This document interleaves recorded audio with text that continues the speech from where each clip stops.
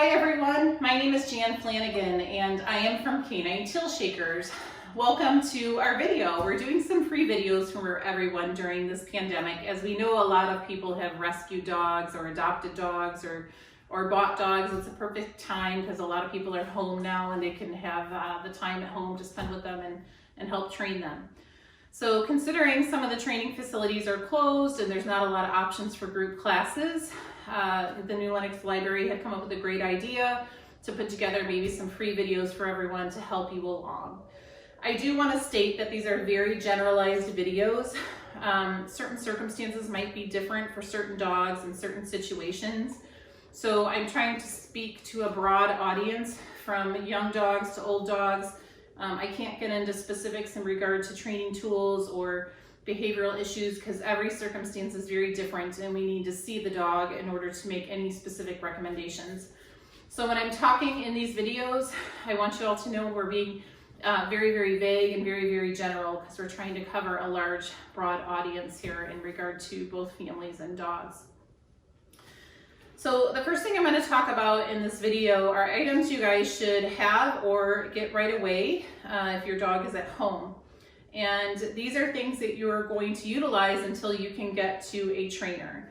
And then I'm going to cover some training tools that you might want to start thinking about and considering. We're doing some research on some trainers in the area that you want to reach out to. I highly recommend meeting with one, two, or definitely more than one, 2 to 3 trainers and figure out where you're most comfortable with and what best suits you and your family. There's not a one-size-fits-all. There's a lot of trainers out there with a lot of different methods and a lot of different beliefs, and there's not one right or wrong. You just have to go with what you are most comfortable with.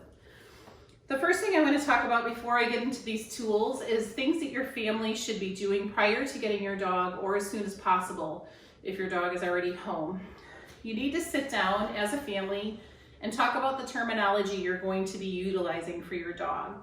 For example, some people may say down and other people may say off. So if one family member is saying off and the other one's saying down, it can get really confusing for the dog. So you want to make sure you guys sit down and you write down the terminology you're going to be using for your commands so everybody is on the same page and everyone is consistent and there's no confusion. Just your basic commands: sit, down, stay, come. If they're jumping on you, you're going to use off, down. What are you going to utilize? So sit down as a family and talk about that and write those down so everyone is on the same page. The second thing I'm going to recommend is that as a family you sit down and discuss what the deal breakers are. What are the deal breakers? When I mean by deal breakers, I mean, are you going to allow your dog to jump on you? There's no right or wrong answer for that, you guys. It all depends on what you guys want. She was trained not to jump. This one, I can care less if she jumps on me. So it really just depends on what you guys want to do as a family, but you need to agree on everything and make sure that you're all following through. Consistency is the most important part of dog training, and that's why I'm telling you these things. Everyone needs to be on the same page. So you have your terminology written down and then your deal breakers. No getting on furniture, no jumping, no sleeping in beds. There's many, many things that you guys can discuss as a family. The third thing I want you guys to talk about is what are you going to do daily to help train your dog? Very, very important that everyone participates on this. So I'm going to recommend that everyone train maybe 2 to 3 times a day in very short bursts. You guys don't need to get out there for an hour and frustrate yourself and get the dog tired and frustrated. Short bursts, I'm talking about anywhere from 5, 10, 15, 20 minutes, depending on the dog and their attention span. You want to keep your training sessions short in the beginning and exciting so your dog is looking for more the next time you guys get ready to train. That's very, very important. Okay, so let's get into some of the products I think y'all should have before bringing your dog home, or if your dog's home, as soon as possible. I am going to ask that you utilize local stores and your local trainers when purchasing some of this stuff. It's really important, particularly during these times right now, to support your small business. So obvious, I'm going to go with the very first obvious one, which is a 6-foot leash. And I'm going to state off right away, I do not believe in retractable leashes. I cannot tell you how many accidents I've seen because of them, and people get injured and people lose their dogs. You have no control over your dog, and there's nothing worse than somebody having their dog on a retractable leash when you may be trying to cross by and you don't have a dog that's very friendly with other dogs, or you're not paying attention and your dog's all over the place. It's really disrespectful, and they're very, very dangerous. I've seen many people hurt with them. So I'm going to recommend when you guys purchase a leash, you have a 6-foot quality leather leash. The reason I recommend leather is because the older it gets, the more pliable it is in your hands, and it's very soft and comfortable. This will last you a lifetime. If you oil this a couple times a year to keep it from drying out, a good quality leather leash will last you forever. When you're looking at a leather leash, you want to make sure that you check the rivets and make sure there's not any sharp edges and that the rivets are nice and tight and solid. And the other thing is you want to make sure that you have really good, nice hardware on these leashes. You don't want the hardware to eventually break or lose your dog, so it's very, very important. We sell nice leather leashes at our facility, anywhere from 1 inch to 3/4 inch to 1/4 inch, depending on the size of your dog. It's going to depend on how big of a leash you want. Obviously, this is a larger leash with some heavier hardware in it. I have bigger dogs. If you have a smaller dog, you're going to want a smaller leather leash that's not as heavy. We also guarantee these 100% if something goes wrong with them. The next thing I'm going to recommend is a long line. To start off with, you'll probably need nothing more than a 15 to 20 foot long line. Again, these come in many different styles and different quantities and qualities, all different things. So this is just a cotton type, nylon type long line. I think this one's 15 feet. You can buy them. The Biothane I really enjoy as well because they're more like of a rubbery, kind of almost feels a little leathery, but it's a rubber type material that you can wipe off, because often you'll be utilizing these dragging through outside. So if they get wet and icky, these of course you can throw in the wash, but the Biothane are nice because you can just wipe them right down. The next thing I'm going to move on to is the collar. I know when we get new dogs, we all go out and we buy these fun new collars. I do it too. I currently do it for my dogs. They probably both own 20 collars each. But not knowing your dog and what spooks them and what their temperament's like, I'm not going to recommend just buying a simple buckle or the snap-on nylon collars, because a lot of times, and more than likely, people are putting them on and they're too loose on the dogs. And when they spook and they back out of their collar and they don't come when you call, you're kind of going to be in trouble chasing your dog all over the world there. So I'm going to recommend that you guys get a Martingale type collar. These collars are made in many different ways and many different designs. So when I talk about Martingale, what it means is that if the leash is clipped here, as the leash tightens or the dog pulls, the collar is going to get tighter. So the dog can't back out of the collar, okay? I hope that makes sense so you can see it. This is a small puppy one. It's made out of nylon, and then there's this little chain part here. There's ones that are all nylon. It doesn't have to have a chain. So as you pull on it, you can see the collar gets tighter, which helps prevent from losing your dog if they want to back out of their collar. Here's a larger type one. This is leather right here, and this is a chain as well. And as you can see, it gets tighter. Even the prong collar, and I don't recommend buying a prong collar right away until you have the help of a professional, but even the prong collar is a Martingale type collar. As you can see, as you pull it, it gets tighter and looser, tighter and looser. Very, very important. So then the next thing I'm gonna cover is having one very good training toy. You know your dog the best. You're gonna know what motivates them. Sometimes you may have to go through a couple of things to figure out what motivates them, but the training toy is to remain only for training. It's not a toy that lays out on the floor that your dog can grab and play with at any time. So the training toy comes out after a nice training session to play and or to utilize during your training session, depending on where your dog's at in their training. One of my favorite ones is this tug. And these tugs you can buy, we sell them at our store. I think there's probably some local trainers and other stores around here that sell them as well. If not, you can always buy them online. My favorite place to purchase stuff that you can't find locally is at learberg.com. They have a great store. In any case, I want a tug that's large enough where I can grab both ends and my dog can bite the middle. And I enjoy having handles as well where the dog can pull. You have to play tug properly with your dog as well. There actually is a proper way to play. Another one is the tug, or the wubba, which is really nice. I like these because You can buy the ones that float if you have dogs that like the water. They have tails so you can tug. They have squeakers as well, and they kind of round so it simulates a ball. So this kind of fits a wide range of dogs that enjoy different things. Another one of my favorites is a ball on the rope. This is great because dogs that like to fetch and that really love balls, this is a great way to play with them. You can throw it, you can play tug with them. This is a great training tool as well. This is a ball and a rope. Okay, so then the other thing I want to talk about is training treats. So this is just a brand that I happen to have with me. I don't recommend any one particular brand.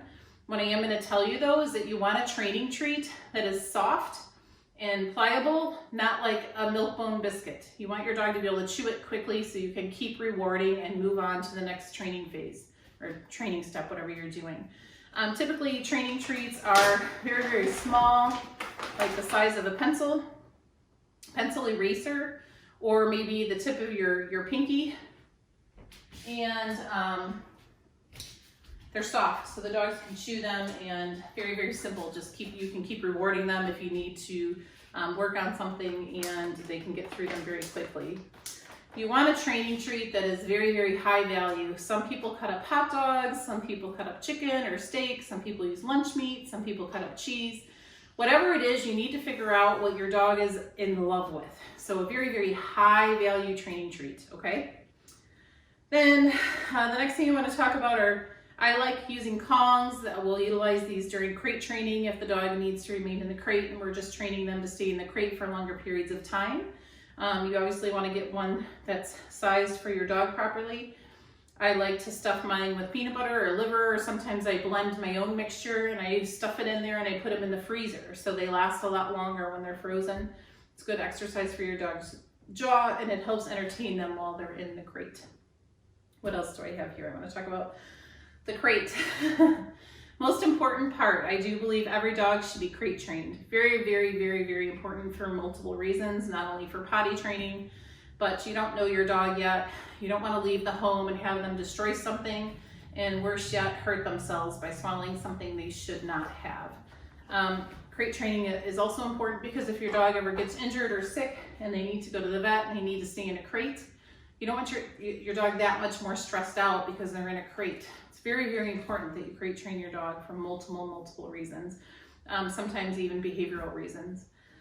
The other thing I want to go over, and I don't want you guys utilizing any of these things until you seek a professional. There's many different training tools and training methods that you guys can utilize out there, but when it comes to training tools, you guys have to seek professional help because there are specific ways to utilize training tools. For example, the prong collar, I see a lot of people utilizing these, and I can tell when they've had help from a trainer and when they haven't, because these are typically supposed to be fit and worn a certain way and utilized a certain way. They're not meant to just put on the dog and all of a sudden they magically stop pulling. It doesn't work that way. It's like me holding a treat in front of a dog and saying heel or flip heel or finish, and the dog's gonna look at me like I have 10 heads. The treat means nothing to them. You have to teach them what it means. So when you have a dog wearing a prong collar, it's a training aid. You have to teach them what it means. So otherwise they're going to become desensitized to this collar and it's going to mean nothing to them, and particularly if it's being worn improperly and not fitted correctly. That's very important. The other thing is the e-collar. The e-collar is a very great training tool for those who are educated on it and clearly understand what it is and how to utilize it. I know a lot of people are anti-training tools and you don't have to use them. That's okay. I just ask that everyone do their due diligence in researching and making sure that when they are talking to a trainer about training tools, that they're talking to a trainer that's actually used them, that's actually been educated on them, instead of just having an opinion on them. It's very important, regardless of what training direction or method that you want to utilize. So real quickly, I'm going to recap. You want to have a 6-foot quality leash. You want to have a 15 to 20 foot long line. You want to have your training toy. You want to have your training treats. You want to have a Martingale type collar for your dog. And we're not going to recommend any training tools right now. That is a decision you'll make with you and your trainer together. And also some Kongs for crate training. So hopefully I went over everything okay for you guys. Obviously the crate, wire crate or Very Kennel crate. If you have any questions, reach out to us or your local trainer. Otherwise, we hope you guys enjoy the following videos coming up. Take care and congratulations on your new dogs. Hello everyone, my name is Jan Flanagan and I'm from Canine Tail Shakers. We are located in Frankfort, Illinois. Welcome to our quick tips and tricks video. We know several of you have adopted dogs over the course of this pandemic, and whether adopted, rescued, or purchased, I'm sure everyone is looking for some suggestions and ideas on how to properly bring their dogs into their home and how to begin some training processes. It's tough because I know a lot of things are closed right now, so we're here to give you some ideas and suggestions. Just remember that this is a very broad and general video. We're trying to cover a wide audience here, from young dogs to older dogs. So nothing is really set in stone.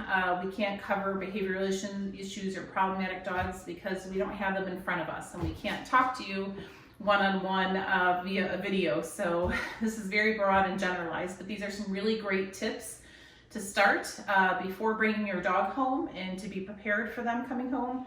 And or if your dog is already home, it doesn't mean you can start fresh after watching this video. So one of the things I want to talk about, which was previously stated in the introduction to this video when we talked about the things you should have prior to bringing your dog home, we talked about everyone being on the same page. Consistency is the most important thing when it comes to dogs understanding what you want. They don't rationalize, they can't understand the human language. The only way they learn is through consistency and repetition, and having your expectations be the same throughout every member in your family and through whatever you're asking your dog. So to help start you guys off on the right foot, again, I'm going to reiterate that you guys sit down as a family and write down the terminology you're going to be utilizing with your dog, because you don't want any inconsistencies. For example, if you'd like to train your dog not to jump up on you, you want to make sure that you're talking the same way to the dog as everyone else. So if the dog is jumping up on you and mom is saying off and dad is saying down, and the kid's just pushing the dog down, or one of the kids might be running and calling the dog to come up because they think it's funny when they're playing with the dog and the dog's jumping, you're sending lots of mixed signals to the dog, and nothing will ever work out that way. So you want to make sure you sit down as a family and everybody is on the same page, particularly when it comes to terminology. Write down your terms and what they mean and have the whole family go through them together so you guys can be consistent in the way you're talking to your dog. The other thing, as I had mentioned, I want you guys to talk about your deal breakers. So write down on your sheets of paper exactly some of the things that you do not want your dog doing. So then that way the family can stick together as a whole and be consistent together. There's no one or right deal breaker. That's up to you as a family for what's acceptable in your home and what's not acceptable. But I'm just going to give some examples of some deal breakers with some people. One of the deal breakers may be jumping on people, jumping on you, jumping on guests. Again, that's a preference for you to choose between you and your family. This dog was trained not to jump on people. This dog, I allowed her to jump on me. So it's really all in preference and what you guys want with your dog. So people say no, don't allow them on the furniture, don't allow them in bed. So you guys need to come up as a family with your deal breakers. Third, you guys want to talk about your training. Who's going to be responsible for training on what days and at what times, so you guys can have a nice routine down. As I previously mentioned, you want to make sure that your training is in short increments throughout the day so you can keep your dogs interested and wanting more. You always want them to come back for more training. So whether it's 5, 10, 20 minutes, 2 to 3 times a day, that's great. That's all they need for right now until you can get in front of a trainer. The other thing I didn't suggest into the video that I do want to add on to this is making sure that you get your dog's feeding and bathroom routine down. This is really, really important whether you're dealing with an adult dog that you brought home or a puppy. It's important that your dog is on a routine and you start understanding and noticing when your dog is eliminating and relieving themselves. So you know when to let your dog out and when to go potty. Every dog is different. So one dog may go to the bathroom 10 minutes after they eat, another one might be 20, another one might be a half hour, another dog might be 45 minutes. everybody is very different in regards to their elimination process. Such a lovely thing to talk about. But you should know this about your dog. This will also help with potty training and crate training as well. And if you have a young dog, the older they get, these things will change. So you need to start taking note of that as well. So those are the 4 things you guys should discuss as a family. You want to talk about your terminology. You want to talk about your deal breakers. You want to talk about your training routine and schedule. And you also want to talk about your feeding routine and bathroom routine for your dog. Okay? So you're bringing your new dog home. What do you do? Well, how about what do you not do? So a lot of times, because us as humans love so much and our hearts are really involved in our dogs, and particularly when we rescue or adopt dogs, we feel guilty because they've been in the shelter or in the rescue system. And we can't wait to give our dogs such a loving home and a warm place to sleep that we go out and we buy all the toys and we buy the nice dog beds and all these great things for them. But we really need to step back and think about what they need, not what makes us feel good. What does the dog really need? What will benefit the dog? What will make the dog successful in your family? That's what the most important thing is. So I want to talk about bringing your dog home.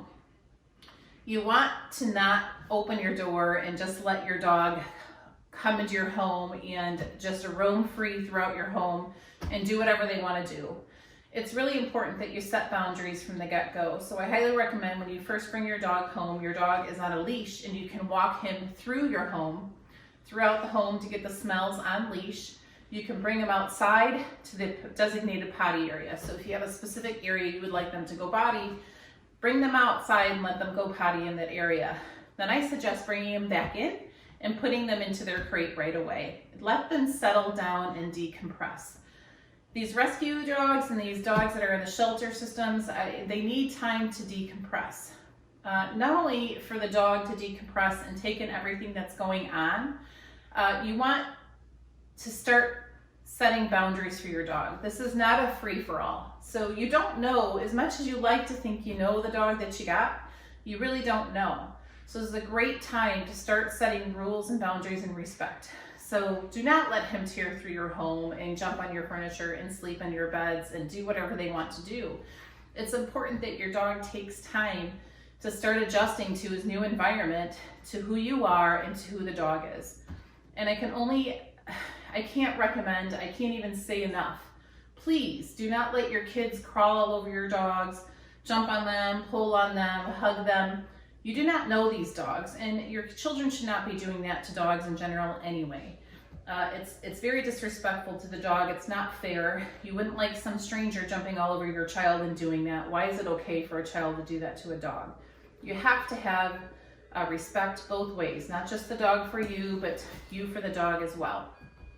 Okay, so the first few days, at least the first week, you wanna get on a routine in regard to freedom and letting your dog roam through the home, and then also getting into the crate. So I would suggest you start off with your feeding routine. You would feed your dog, take them out to the bathroom to the designated potty area on leash. If they do not go to the bathroom, bring them back and put them in the crate. Wait another 5 or 10 minutes, bring them back out to the designated potty area, wait for them to go to the bathroom. If they didn't, bring them back to the crate. And they do not get free time out of that crate until they've gone to the bathroom in the designated potty area. Make sure that you are very happy and excitable and reward them for going to the bathroom in that area. As soon as they've gone, both number 1 and 2, then you can start giving them freedoms in the home, okay? And eventually you're gonna start gradually giving them more and more freedom. I hope that makes sense. You don't want it to be a free-for-all. And as much as I hate to anthropomorphize dogs, I want to talk about if you were to adopt a child or to welcome another child into your home, you wouldn't just say, welcome to my home, and allow them to start going through all your drawers and your refrigerator and come home whenever they want. You're going to set boundaries for these children. There's going to be rules, there's going to be suggestions, there's going to be consistency. Why would you not do that for an animal that can't communicate with you via the human language? The only way for you guys to communicate with each other is through consistency, boundaries, mutual respect, so on and so forth. So take it easy on the dog. Let them settle in slowly not only for yourself, but for the dog's sake, so you guys can all be prepared and start beginning to understand each other on a slow basis. Don't try and overwhelm the dog and overwhelm yourself and push things that need to be a slow process. The other thing I want to talk about is feelings. And I want to talk about anthropomorphizing dogs. A lot of us love so much that the way we can make a dog happy, we feel we need to pet them and hug them and love them and buy them 100 toys and 10 different collars and the best of the best. And you need to step back and think about what is most important to the dog and how does the dog understand love. I understand that there's a lot of scientific articles out there that are now suggesting that dogs have feelings, that they love, they're happy, they're sad, and there's no doubt in my mind that they do feel those things 100%. I wholeheartely agree with that. Do I think that they process those feelings the same way as human beings do? Absolutely not. It's quite different. If dogs rationalized and thought the way humans did, they wouldn't run out in front of cars and get hit by cars. They wouldn't eat dog poop. They wouldn't get into kitty litter boxes. They don't think the same way we do. We have to respect them and as what they are, and they are animals, they are dogs, and I'm saying that in the kindest way. Don't disrespect them and don't make them something that they're not. That's really disrespectful in my opinion. So take a step back and realize that you're thinking with your heart and what you feel your best intentions are. But you want to step back and find out what the best intentions are for the dog and the animal itself. Oftentimes, if you talk about human relationships, and you may say, "Oh, my boyfriend bought me tickets to a Cubs game." Well, and he thought that was the greatest thing since sliced bread, because how fun is it to go to a Cubs game? He's thinking, and you're like, "I can't stand sports." So it's stepping outside of what makes you happy and thinking about what makes the other person happy. So that girlfriend probably would really love to have a nice necklace or a new outfit or whatever it may be. I personally would love Cubs tickets, but that's just me. You need to step back and think what is good for that other person, good for that animal, not just for you, okay? So think about those things. Dogs, like children, thrive off of consistency and boundaries. It's very, very important. And I hope that everyone understands that. Love that way. Tough love is the most important part. You want to set your dogs up for success in your family. Typically, not all the time, but typically dogs end up in shelters because they've had some sort of behavioral issue, or they've had some sort of problem where the family didn't have time to train them or put the work into them that was absolutely necessary. So give your dog a fresh start with new good boundaries, with a new set of rules, with good consistency and routine. Very, very important. Well, I hope you guys enjoyed this video. I know it was a lot of talking, but it was important that I get across those types of things that needed to be known. I hope and I wish you guys a ton of success with your dogs, and please feel free to reach out to us anytime with questions, concerns. We offer free consultations for everybody. There's no obligation. It helps us allow you to get to know who we are and how we train, what our methods are. And in addition, it allows us to get to see your dog and make the recommendations that are needed to get to the goals that you want. Everybody has different goals for their dogs. So we hope you choose us sometime in the near future to come see us. If not, there's a lot of other great local trainers out there as well. We just suggest as soon as you can to set something up. Thank you, congratulations, and good luck with your dog. Hi everyone. We are starting our kennel portion of training. And right here I have Bella with me. Bella is a board and train. And we've been teaching Bella to go into her kennel and kennel up. So what I do is you can use any word you want. You can use orange, apple, whatever you want to use. But I say kennel up or kennel, whatever you want to say. And she's a little bit more advanced, but I'm going to show you the beginning stages. So what you want to do is you want to throw the treat in there and say kennel up. As they run in, they go in and they get their treat, okay?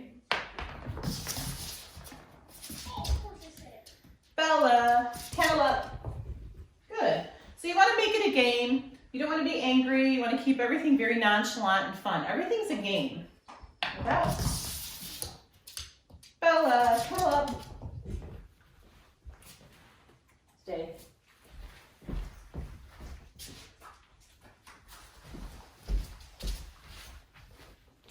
Kennel up. Good. Bella, kennel up. Good. So it starts becoming a game. Then eventually what you guys want to do also, I'm going to recommend is that you want to always feed your dog in the crate. So I don't care if you feed your dog once a day, twice a day, 3 times a day, whatever it is, your dog is always eating in their crate. So they're starting to associate their crate with all positive things. Oop, the treat went through. We'll get it. The treat went through. So you want positive association with the crate for everything. So you want to feed them in there. You want to treat them in there. You want to keep the crate in a common place in your home, whether it be the kitchen or the living room. In addition, Bella, cuddle up. You want to keep maybe a close bowl of treats by the crate. Every time somebody in your family is walking by, you want to throw a treat in there. Okay? Cuddle up. Just to keep it a fun thing. We don't want a negative association with the crate, all right? So the other thing is, don't just crate your dog when you're leaving. That's probably one of the biggest mistakes people do, is they crate their dog only when they're leaving their home. And then the dog starts to associate the crate with you leaving. So you want to randomly crate your dog throughout the day. You may want, when you're sitting there watching a movie, when you're cooking dinner, whatever it may be. You just want to randomly crate them throughout the day, not just when you leave. The other thing is that depending on the age of your dog, it is going to depend on how long you crate them for. Everyone has different recommendations. Typically, the one that I like to go by is 1 hour plus 1 for the month of the dog, the age of the dog. So if your dog's 3 months, you can kennel them for 4 hours. If your dog's 6 months, you can kennel them for 7 hours. So on and so forth. So you want to take that recommendation, and it's very generalized. It depends on your dog and how well they're doing. This is a very general crate session. Every dog may experience different issues. So it really just depends on where you're at with the crate training. But remember, you always want positive association. As kennel up, as you're randomly walking by your crate, and you may have a bowl of treats somewhere, grab your treats, and as you're walking by, kennel up. And just keep walking so your dog runs in there and gets a treat. All your feeding is done in there with the door closed. Randomly crate your dog throughout the day, not just when you leave. Those are probably some of the best tips and tricks I can give you. If your dog is crying, please do not give in to your dog crying in the crate. You don't give in to your children. For those that have children, you don't give in to them when they cry. Oops, it's tough love, you guys, okay? Don't give in. If I gave in every time my son cried to me, I would have a holy terror on my hands. So your dogs are really not much different than training children. I want you to keep that in mind. So it's very important. Kennel up. Good girl. You're free. So now I'm going to start associating words with what I'm asking. Kennel up. Wait. You're free. Kennel up. Oh, it went through the kennel. Let's try that again. Kennel. Free. Kennel. Wait. Have them start waiting. Free. See how it's becoming a game? They're really getting excited. We're using food to start this. I use training tools, I use food, I use clickers, I use toys, I use praise. I use all sorts of things to train my dog. I don't necessarily just use food or one thing or the other. If you are going to food train your dog, it is very, very important if you don't do that for the lifetime of the dog. I'm going to recommend maybe food training your dog no longer than a year, 6 to 8 months if possible. You want to start weaning them off. Again, that's a whole nother video. We'll get into a little bit more detail later. Although, keep that in mind when you're food training your dog. Kennel. Wait. Free. Kennel. Wait. Free. Stay. So, as long as I brought that up, we might as well talk about dogs and their feelings and their emotions and our feelings and emotions. A lot of people, sit, Bella, sit, kennel up, wait, free. So when I'm talking about the whining in the crates, it's very difficult because particularly for those of us that rescue dogs or from rescues or shelters, wherever it may be, we adopt dogs, our hearts really get involved. And this is super, super important to listen. You cannot let your hearts get involved. You have to think about tough love. When I talked about those of us that are parents or maybe nieces and nephews or whoever it may be that you are associating with, wait.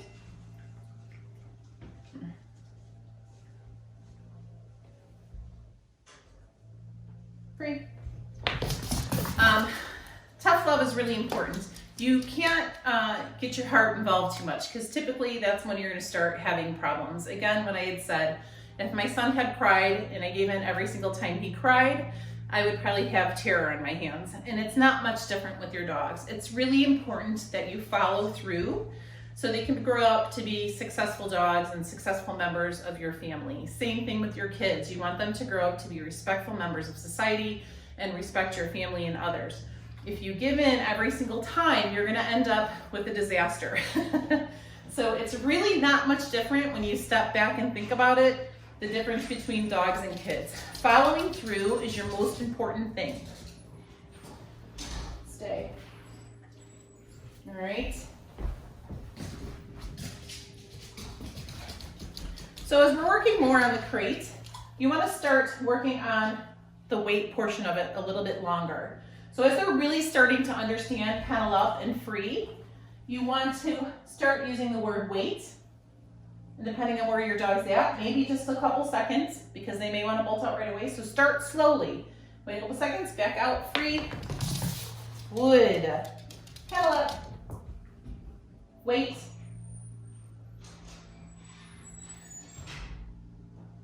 Free. That was really good. My son's coming in from the back door and I know she wanted to bolt. So she did excellent with that. Very, very good. Kennel up. Bella, kennel up. Wait.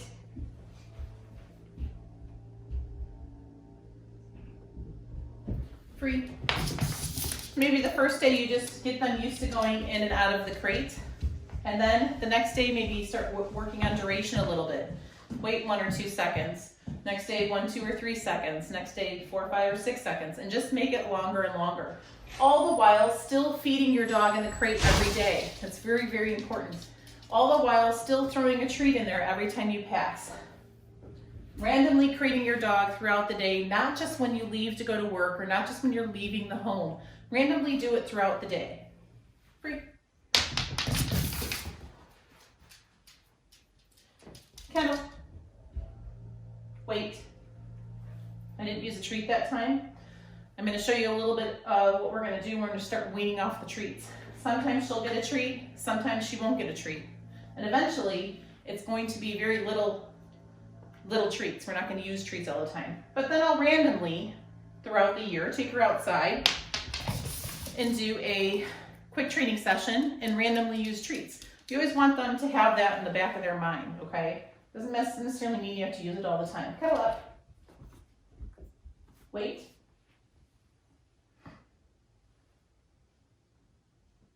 Free.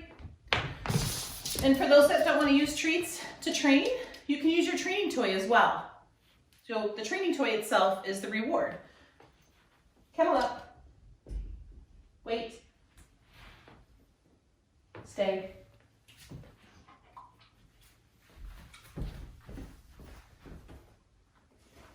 Now instead of freeing her, just going to give her a treat. Wait.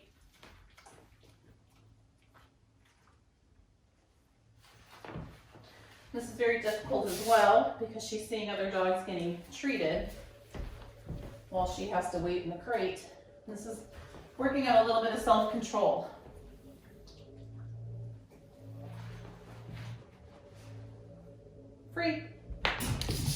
self-control for the two dogs in the corner here. I'm throwing treats out, and they have to stay there until I free them. Kennel up. Okay, so again, when we're working with these things, it takes time and patience. Please be patient with your dog. Don't train while you're starting to get frustrated, or your dog has bad days too and off days. If your dog's just not working with you, that's okay. We all have those types of days. Don't worry about it. Come back to it another time or another day, because your dog is going to feed your frustration. Your dog feels everything you feel. The more frustrated and angry you are, the harder it is for the dog, the harder it is for you, and the more damaging it is for your relationship. Bella, free.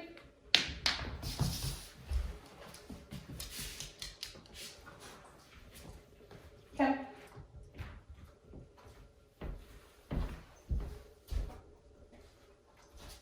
Okay, that is working on crate training. Thank you for watching.